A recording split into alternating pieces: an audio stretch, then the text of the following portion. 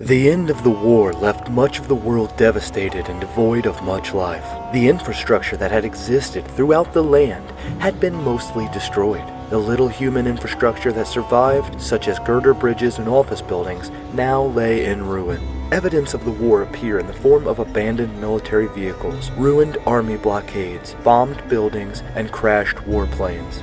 A great deal of human technology also remained scattered throughout the land. Abandoned and destroyed vehicles were a common sight in the devastated landscape, and their rusting skeletal remains can be seen in the backgrounds of several episodes. Despite the great destruction, some humans managed to survive the war, such as Simon Petrikov, Mo, the tribe of humans led by Two-Bread Tom, and the family lines that eventually led to humans in the current setting of the series, including Finn and Susan Strong. Marceline, a half-human, half-demon, also remained as one of the war's only survivors. Nonetheless, most presumably perished during the war.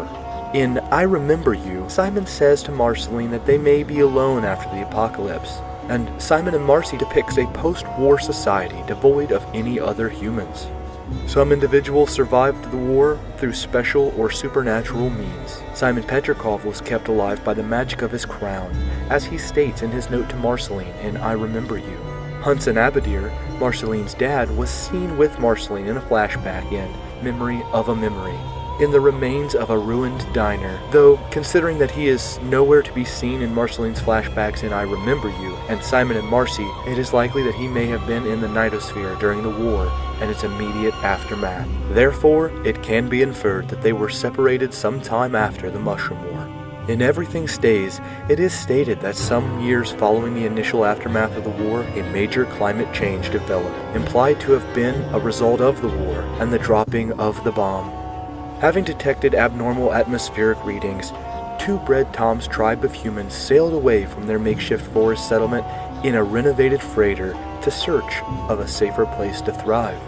Despite the destruction from the war, the land slowly began to recover, and soon life was once again allowed to freely inhabit the earth. Only a few signs of the nuclear devastation remained anew. One example was in the episode The Vault, where Shoko helps Princess Bubblegum establish her new kingdom by covering up an irradiated river at the site of the Candy Castle. In the process of covering it up, Shoko becomes disfigured and mutated by the effects of the waste, and appears as she had in premonitions in earlier episodes of the series. The episode implies that the Candy Kingdom is built atop a pond of nuclear waste. Along with the rise of new civilizations, such as the Candy Kingdom, a diverse variety of intelligent life settled down anew. Many were able to recover or develop technology for their own use. Examples of this are the universal translator devices and holographic newspapers. It is unknown whether these are based on pre-war technology. The year of the war was never stated, but we know that it must have happened sometime after 1982 because the Ice King is heard singing the theme song and making reference to the sitcom Cheers in the episode Simon and Marcy, which premiered that year, or are more recent inventions. Despite this, most human inventions, especially those related to transportation, remained lost to the inhabitants of Ooo.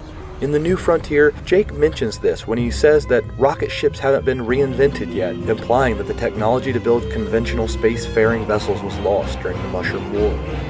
The first mention of the war in continuity was in Video Makers, where Finn and Jake discover government copyright warnings before the movies they watch for their film club. Even though the civilizations that created these warnings would have been long gone by their time, and that films bought for home video usage generally are protected to be used for private usage only, which being held in a home would be considered as such, they decided to abide by them to avoid breaking the law.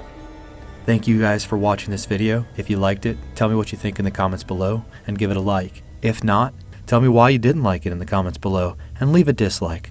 I hope you guys are excited for Adventure Time Explained Remastered. New episodes are coming. Thank you so much for watching, and I'll catch you guys in the next episode. Yeah, man, hey, it's 2018, man. Happily ever after theorists doing big things. big things, yeah, man.